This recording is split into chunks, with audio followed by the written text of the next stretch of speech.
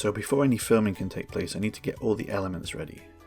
So here I have my artistic designer, my daughter, sorting out all the main characters for the show, what they're going to look like, choosing from a selection of heads and bodies. And here my son-in-law is making me some police cars that will be needed.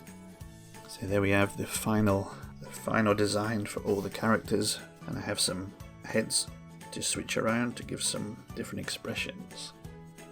And of course I had to buy some blank yellow bodies to give the illusion of being naked. So all the vehicles are ready, they're sorted. I can forget about that for now because there's quite a few driving bits in this, and I needed to have cars that are all 6 bricks wide. Here's a police car that I've used in the past, but it's only 4 studs wide and it's just not good enough for the getaway car, which is a bigger car. You can't have those chasing each other. It doesn't work. Now, the problem with the car is I got a little bit of filming inside the car, and you just can't film inside of a Lego car. So you have to make another car that I can film close up to give the illusion of being inside the car. So this will be in a fixed position with the camera close. Nothing will move except the people inside the car, which makes things a lot easier. And I'll film the scene passing by the windows and then overlay that in the video. So here I'm filming the screen passing by for the side windows on the car. Alright, so once the side angle has been recorded, I can then record out of the back window. I fix the camera to the plate so the whole thing moves.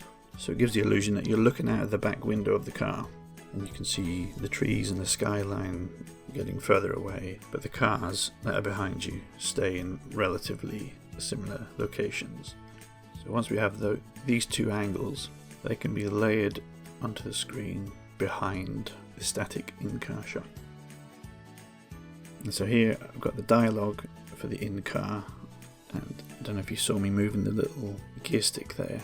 It's a complete pain in the backside because every time I move someone I accidentally touched the gear stick. So that was always on the move.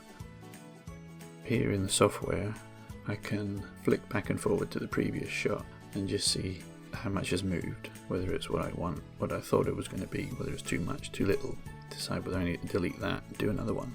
In this film I tried to be a little bit better with movements. Instead of maybe having 1 or 2 frames to move an arm up, I've kind of doubled things up to 4 to hopefully have a slightly better, smoother look to it. Alright, so in film, before you have a close-up shot of people talking, you need a wide shot to let everyone know where you are on the planet. So here we have the opening scene of the car moving down the road. So that has to be a long, wider shot. So step 1 is always remove any evidence of my cat who likes to get in all the action. Because I invariably film a scene, happy with it, and then I look closely at it and I'll see a big cat hair swinging in the wind. Ooh, talk of the devil. The cat is in desperate need of love and attention. Please, can I come and sit on your lap? I know you don't like me sitting. Oh, thank you, master. Yes. I was outside, you know. I don't know if it was 2 minutes or 2 days, but I need to know that you still love me. I've decided that stop motion filming doesn't take that long. What does take long is reassuring the cat. It slows production down enormously. Anyway, we're happy now. Why are you filming me? I don't like to be filmed. Wait, what are you doing? I don't think you're paying me enough attention. Allow me to do another lap of honor. Oh yeah, that's the spot. Thank you. Anyway, so back to filming. Get my Bob Ross on and put a happy little tree in there and another happy little tree over there. I used to try building sets and then putting them in front of the camera, and I often found I wasted a lot of time doing that because you have no idea what's going to be exactly in the shot until it's in front of the camera. And so I generally like to have the exact shot that I want and then build it up from there so I can space things appropriately. Some things might seem way far apart, looking at them on the table, but through the angle and height of the camera lens, it's all good in the hood. So I've got all my trees in place for what is about a 3-second shot as the car drives past. Nobody cares whether the street light's there or not. Every little element adds to the realism, I suppose. So when filming, it's very important not to touch the camera. Nothing is allowed to move except the parts that you want to move.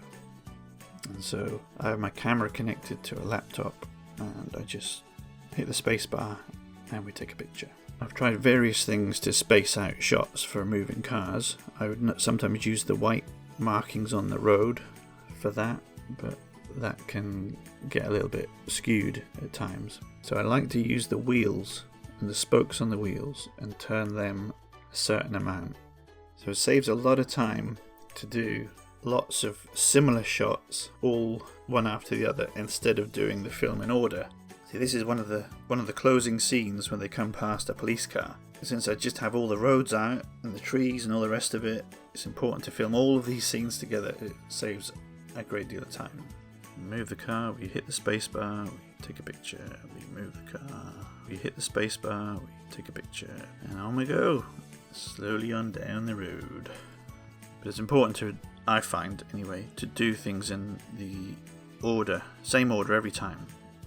Blue car, truck, red car.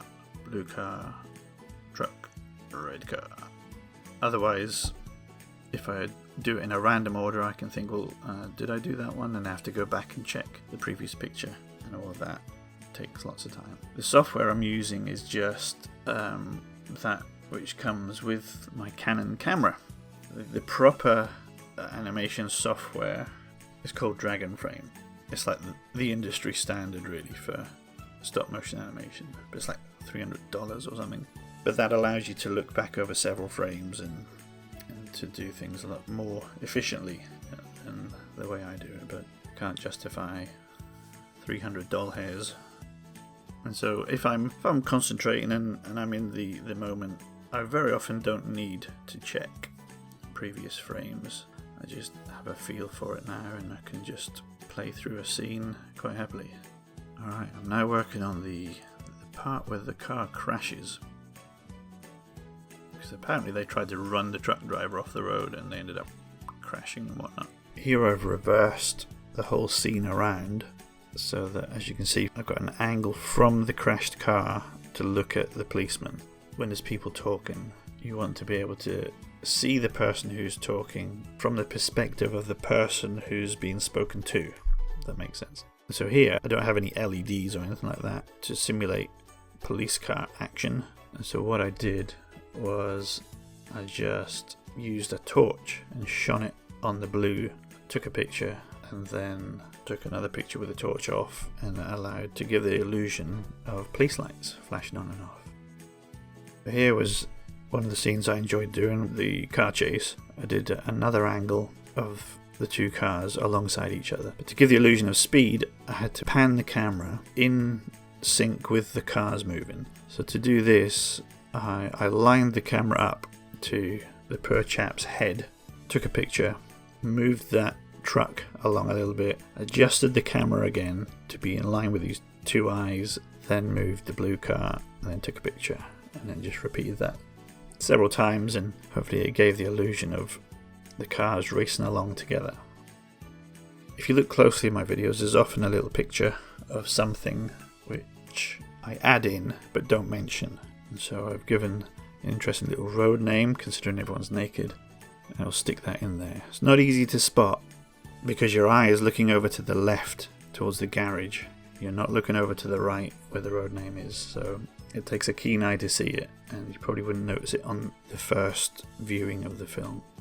So again, I'm getting my Bob Ross on and adding happy little trees and lining up houses, getting everything that I want in the shot. Just popped a house here to give the illusion of the other side of the road, that there's a whole street full of houses here, when in fact there's not.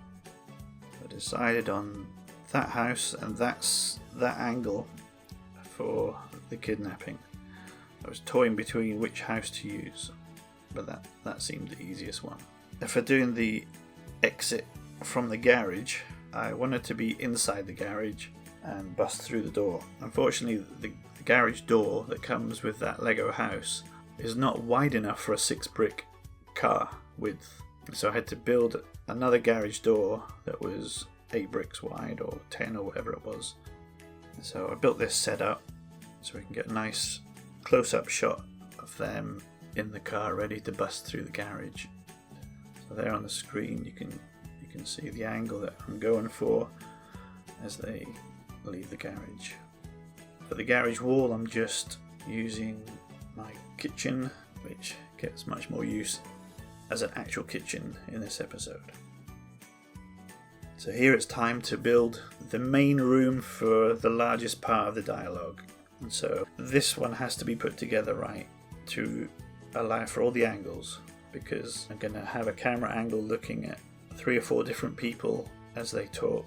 So I need to lay the room out that allows them to be fully in the shot and not obscured by a lamp or a table or anything like that. We have to move things around and make sure things not only look like they would in a house, but also things have to be in the right place from a filming point of view so that I'm not blocking people or TV screens. I generally like to work with only 2 walls where possible. So I do quite a bit of filling around here to get the angles that I want. And then you have to spin them all around, take walls down, put other walls up, just to make sure that everything works. Once I've decided on an actual set, everything has to be locked down together so that nothing moves. You can't have the kitchen swinging around in the wind, so everything then gets blue tacked. Pay no attention to all the dead people. Alright, we're now heading towards the end of the film where everyone's running around the garden. So here's a good example of what I do to be moving several people. If you're moving several people, you have to be using the previous image to make sure everyone's moving that are supposed to be moving, and that everyone is moving by the right amount. So there's lots of fiddling around. If you ever see a scene where I have lots of people moving, like at the London protest, there's a lot of work that goes into just getting 20 people to move one stud. You can play a little bit fast and loose when people are running around. You don't have to be quite so detailed with each of the characters' movements because they're moving fast anyway. So it's a little bit easier to film lots of people running around than it is to have several people walking. And last but not least is the thumbnail for your video. I'm talking about it at the end of this video, but you don't want to really think about that and make that once you've completely finished everything. You definitely don't want to use one that YouTube provides for you when you upload a video. You want to create your own thumbnail that's going to attract people to look at the video. So that's my little look behind the scenes of an episode of Dubtown. Thanks for watching.